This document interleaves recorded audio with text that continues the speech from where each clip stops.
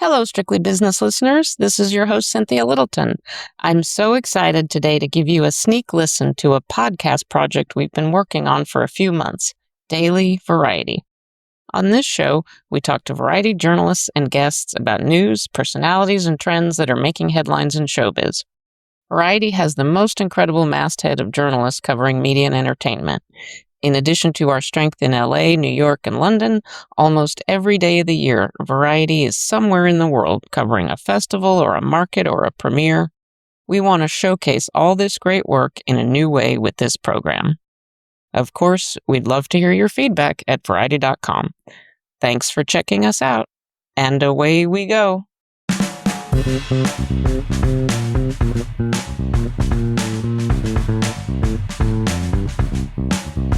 Welcome to Daily Variety, your daily dose of news and analysis for entertainment industry insiders. It's Wednesday, July 16th, 2025. I'm your host, Cynthia Littleton. I am co-editor-in-chief of Variety alongside Ramin Satuda. I'm in LA, he's in New York, and Variety has reporters around the world covering the business of entertainment. In today's episode, we'll talk to Variety's Jennifer Maas about what to expect from Netflix's second quarter earnings report on Thursday. And if it's Wednesday, it's time for our cover story segment, highlighting the week's big story in Variety's print magazine. Business editor Todd Spangler signs on to discuss what he learned by tackling a story about President Donald Trump's assault on the First Amendment. Before we get to all that, here are a few headlines just in this morning that you need to know. Legendary Indian movie star Sabu is getting the biopic treatment. Variety's Naman Ramachandran reports that the Almighty Motion Picture Company has acquired the rights to a biography of the actor who co-starred in Hollywood films in the 1940s and 50s, but died of a heart attack at age 39. Nintendo and Sony have found their live-action Zelda. Actor Bo Bragison will play the plucky princess in the live-action adaptation of the beloved Legend of Zelda video game. The fans seem to be swooning already. Netflix has dropped a teaser trailer for Stranger Things Season 5. It's the fall of 1987 in Hawkins, Indiana, and things are not well. The first half of the show's final season bows November 27th. Now we turn to conversations with Variety journalists about news and trends in show business. Next up, Jennifer Maas gives us a curtain raiser on Netflix's Q2 earnings report that is coming on Thursday. Get ready to hear about AI strategies and competing with YouTube. But don't hold your breath for a total subscriber update. Jennifer Maas, senior business writer, TV and gaming. Thanks for joining me. Happy to be here. We're coming off a big day for TV on Tuesday with the Emmy nominations. And Wednesday is another big day. We have Netflix's second quarter earnings report. Netflix, of course, now for many years has set the tone for the rest of big media. What are we expecting at the most top and bottom line numbers? So right now, Netflix, as of last quarter, had forecast $11 billion for revenue and $7.03 in earnings per share. And right now, analysts have estimates at $11.04 billion for revenue and $7.06 for earnings per share. So it's not going to be fantastic, but they're looking to meet expectations. What do you think co-CEOs Ted Sarandos and Greg Peters are going to be talking about? I think probably they're going to be fielding quite a few questions about generative AI and different ways that can impact not only the user interface, looking at viewership habits, feeding more people stuff to their algorithms, but also how it might affect production costs and distribution. Ted Sarandos said in a recent interview, trying to make the point that in general, being able to do giant epic things will be more possible for the creative community with generative AI, and they're not looking to take over, they're looking to make it easier and more economical. As you well know, that's still a very, very touchy subject with the creative community. Yes, absolutely. They only settled the SAG-AFTRA strike between the actors and the video games companies recently, and the main point there was generative AI and protecting actors against that. So it's still a very hot topic. And this also tells me that Netflix is in fact mortal as a company, in that right now every company has to articulate an AI strategy, has to have a plan to show that we're going to harness this revolutionary technology for the betterment of our shareholders. And for so long, Netflix was so gold-plated, but They also need to be in this conversation. What other topics do you think are going to come up? Probably the biggest would be first conversations surrounding Netflix and YouTube, talking about what Netflix's competitors are. There's been a long conversation about, well, maybe we don't have any competitors. Our competitors is like sleep. But really, the competitor is YouTube in a lot of ways. The creator economy, taking up time, what people have time to watch, a lot of the younger generation being focused on YouTube. So the conversation surrounding that, time, TV share, and just in general attention span. So that'll be a lot of questions and commentary surrounding that. And then one thing analysts will probably push on, I doubt they'll get an answer, is Netflix subscriber numbers. Netflix stopped as of last quarter reporting subscriber numbers because their total subs are honestly slowing. That doesn't mean that they'll be down. We won't know. They won't say. But it's just the impressive quarter over quarter growth is not there anymore. And so they're rolling that out on a slower case by case basis. And that probably won't be a number that we get tomorrow. Maybe they'll hedge and say, we were up this much, but not give a real number. Netflix implemented this change where they were not going to disclose quarterly subscriber data. It had become an important benchmark for the industry in terms of how streaming subscription growth was going.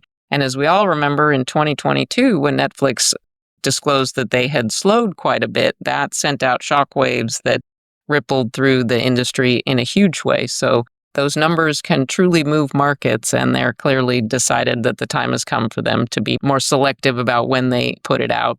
Without the sub number, which was the first thing that we all went to, that was the headline. Without that, does that make it more challenging? Do you have to look a little deeper to find your headline for? Oh, definitely. Definitely. And one of the things that makes it easier is Netflix is now putting out a biannual viewership report that will come around September, and that will show the first half of 2025. So it's going to be a little more of a struggle tomorrow, but we will definitely have more headlines in quarter ahead. And then tomorrow, one of the other things will be talking about both how the ad-supported product is going for Netflix and talking about their appetite for live sports and just live in general, because we know there's a big focus on that. Yep. All roads in television right now, more than ever, lead through sports. I'm looking at the closing price for Netflix today here on Tuesday was $1,260.27. So they got a lot of market cap and a lot of runway, and certainly no company has ever had a bigger impact in a shorter time on entertainment.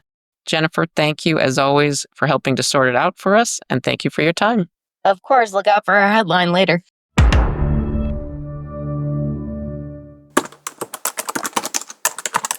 Now we'll hear from Todd Spangler on how he pulled together this week's cover story, Trump's War on Truth.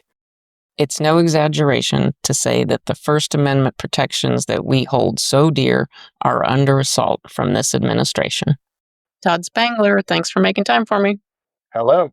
So Todd, you labored on this week's cover story. It was a beast to put together. Collectively, we decided that the time had come to take the measure of what the Trump administration had meant to journalism, to media, and the First Amendment. Todd, tell us what it was like to put this very big subject into context for us for our cover. So what's not new, right? Everybody knows that Trump complains about the press, the media constantly. In fact, we found that on average, he spits out one attack on the media or journalists per day for the last 10 years. So that's not new. But what was interesting to see when you put it all together in one place, and I thought of this metaphor of the frog boiling in water, where, he's not just railing against the fake news. It's not just that. He's filed those lawsuits against media companies, and he's won settlements. He's moved to use the power of the federal government to defund public media, for example, and he's, blocked the Associated Press from the Oval Office because it continues to call the Gulf of Mexico, not the Gulf of America. And that's just a clear, explicit example of retaliation of a news outlet exercising its free speech. So putting it all together was kind of eye-opening to see the full sweep of what's happening here in terms of attacks on this free speech. And by the way, too, the story touches on this, that he's gone after law firms that oppose him. He's gone after universities with which he has some ideological disagreement and other things. And so this is not just limited to the media. These are the rights that define us as Americans. You talk to a lot of legal scholars. What are they saying?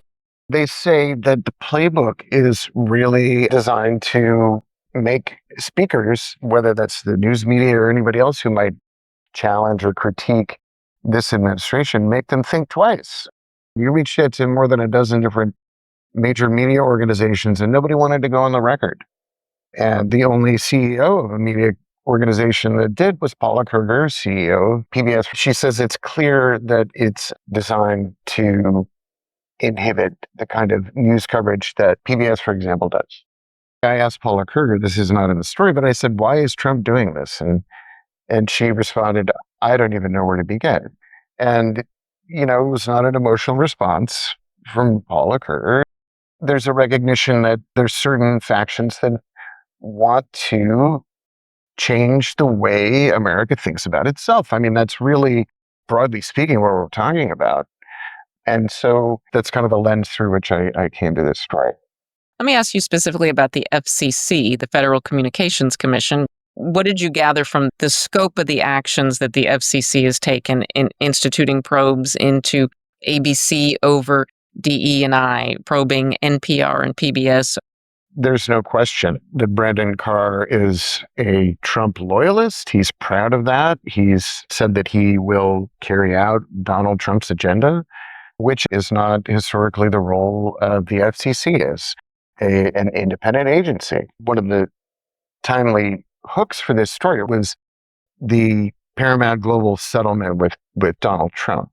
The conventional wisdom was that, hey, this is a quid pro quo going on. Once Paramount settles this deal, that'll clear the way for the Trump administration to give the blessing to the Skydance media merger, which is something Paramount really needs in order to get back on its feet.